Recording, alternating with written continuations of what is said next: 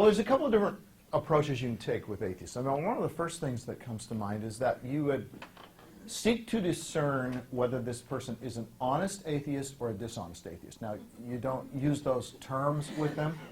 You don't say, "Are you being..." I think many people are atheists for reasons, for personal moral reasons. For instance, people talk about somebody goes off to college and they lose their faith and all that. Well, sometimes they've lost their faith for intellectual reasons. Other times, it's not intellectual reasons. It's that they've gotten involved in a bunch of stuff that they don't want to feel guilty about, or they want to do a lot of things and they don't want to feel guilty about it. Is the atheist being motivated by a true lack of belief that there could be a God in light of issues such as the problem of evil and suffering that they've thought through? Or is it that they don't want to be morally accountable? If there's no creator, there's no moral judge. It becomes very convenient now. I can live life as I want to. I eat, drink, and be merry, for tomorrow we die. If there is no God, there is no eternal life. We will not live forever. So why should I invest this time that I have now, even helping people, unless it just happens to make me feel better? Because in the end, what will it matter? It won't matter. If somebody dies over there today, well, it's probably just as well. Life's tough. And so I'll just spend my money and live my life and do what I do and not worry about the consequences. So what Jesus called the first and greatest commandment and the second that comes out of it become really irrelevant. Love the Lord your God with all your heart and all your mind and all your soul and all your strength. And then love your neighbor as yourself. See, a lot of people are trying to skip to love your neighbor as yourself as if that can stand on its own.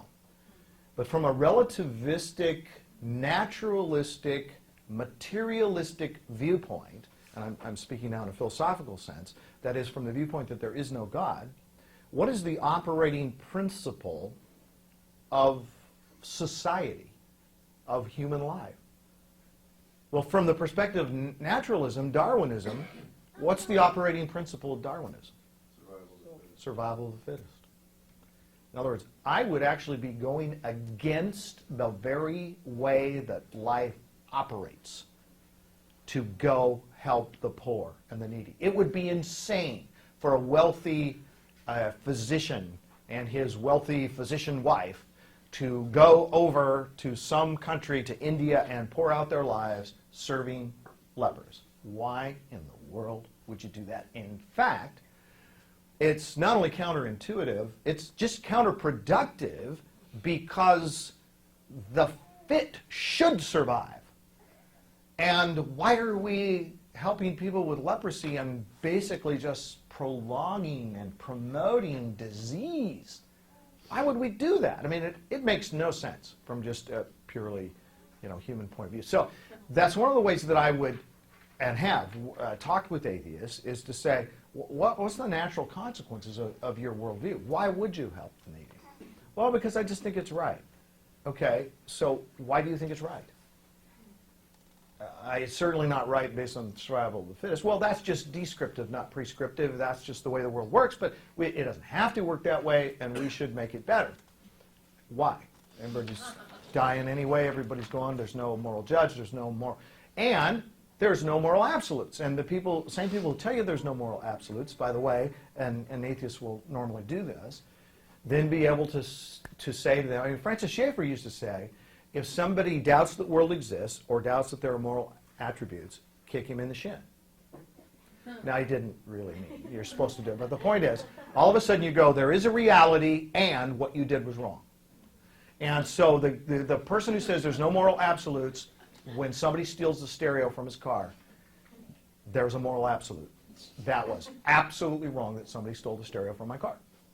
In other words, nobody lives consistently with this position. So to the atheist, can you live consistently with your worldview? I believe the Christian worldview you can live consistently with.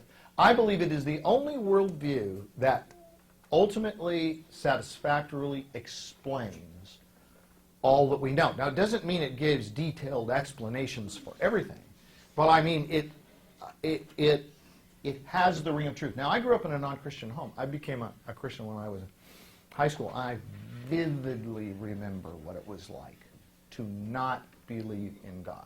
Like it was yesterday, I remember what it was like. And for those of you who've had the great joy and benefit and blessing, which I would never minimize, of being raised in Christian homes, sometimes there's more the feeling of, well, I need to kind of check out what the world, has to offer. And by the way, that's a principle related to raising your kids, is you want to raise them in this Christian home, but of course they need a faith that they take ownership of. And they need to be, and this actually relates to one of the other questions coming up, but they need to be trained in a Christian worldview that they take upon themselves and see the world through that. So it's not their parents' faith.